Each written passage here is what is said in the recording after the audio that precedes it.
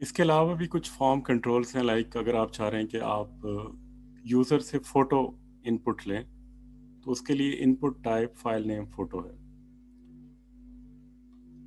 जब ये control use करें तो इसमें फॉर्म का एक स्पेसिफिक एट्रीब्यूट है, वो सेट होना ज़रूरी है। वो ये है कि इसमें encryption type multi part dash form data. तो ये जब सेट होगा तो तब आप यूज़र से फ़ोटो इनपुट ले सकते हैं।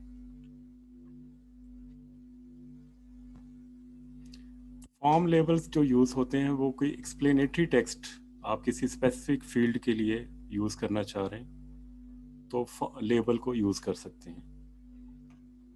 Label for is equal to F N, तो इसमें फर्स्ट नेम जो है वो शो होगा और इसमें इनपुट टाइप टेक्स्ट और आईडी एफ एन होगी। तो जो एफ एन आईडी है इनपुट टाइप टेक्स्ट की, उसके ऊपर जो एक्सप्लेनेटरी टेक्स्ट होगा वो इस एफ एन की मदद से एसोसिएट होगा इस इनपुट टाइप के साथ।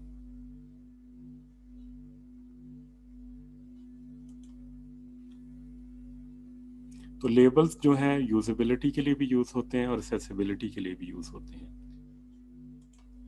तो एक्सेसिबिलिटी वैलिडेशन के लिए इनका सेट होना ज़रूरी है।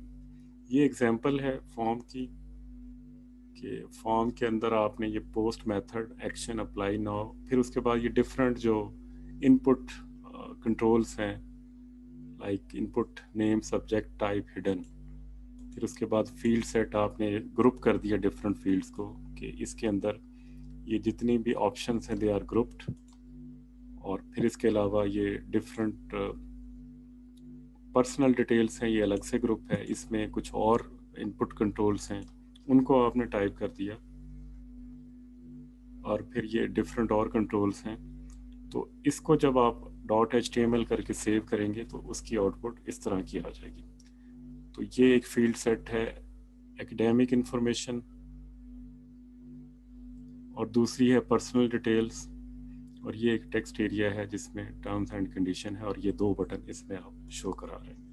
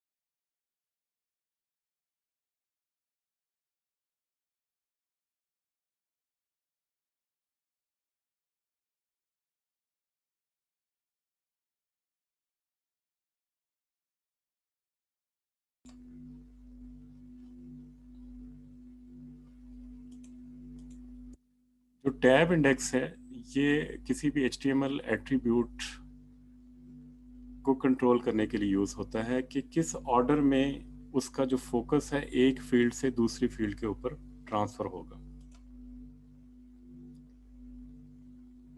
तो टैब इंडेक्स 0 का मतलब है नेचुरल ऑर्डर।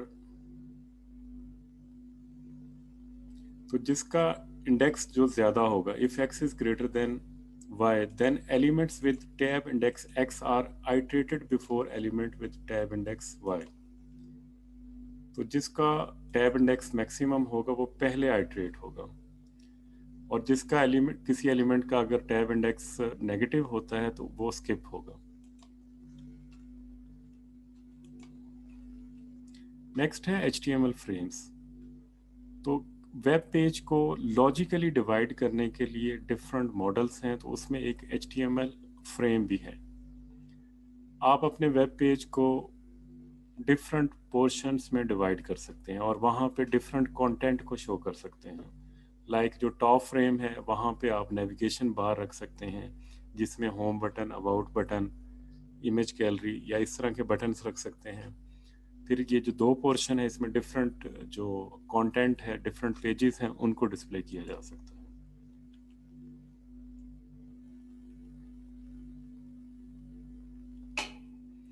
तो ये एक एग्जांपल है फ्रेम सेट में हम इसको सेट करते हैं। फ्रेम सेट जिसमें जो कॉलम है उसकी विड्थ जो है 180 है, जो दूसरा कॉलम है वो रिमेनिंग जितने भी पिक्सल बचेंगे वो उसके ऊपर आएंगे, और जो राइट मोस्ट होगा वो 150 पिक्सल है। तो इस तरह ये तीन कॉलम क्रिएट हो जाएंगे। लाइक जो पेज है तीन कॉलम्स में लॉजिकली डिवाइड हो जाएगा, और जो सबसे जो लेफ्ट है 180 पिक्सल वाला कॉलम, उसमें लेफ्ट डॉट HTML एक पेज हम बना लें जिसमें लेफ्ट कॉलम के लिए कंटेंट हो, और ये जो मिडल है उसमें मिडल के लिए कंटेंट हो।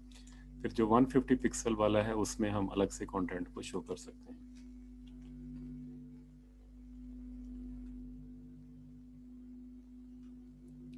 इनलाइन फ्रेम्स का मतलब है कि आप अपनी वेबसाइट में एक और वेबसाइट का कंटेंट डिस्प्ले करना चाह रहे हैं, तो उसके लिए आई फ्रेम जो है ये टैग यूज होगा। Iframe name is equal to iframe Google, width 600, height इतनी इसकी है। ये बॉक्स एक होगा जिसमें ये कंटेंट शो होगा। कंटेंट किसका होगा? google.com का। तो इस तरह आप एक और वेब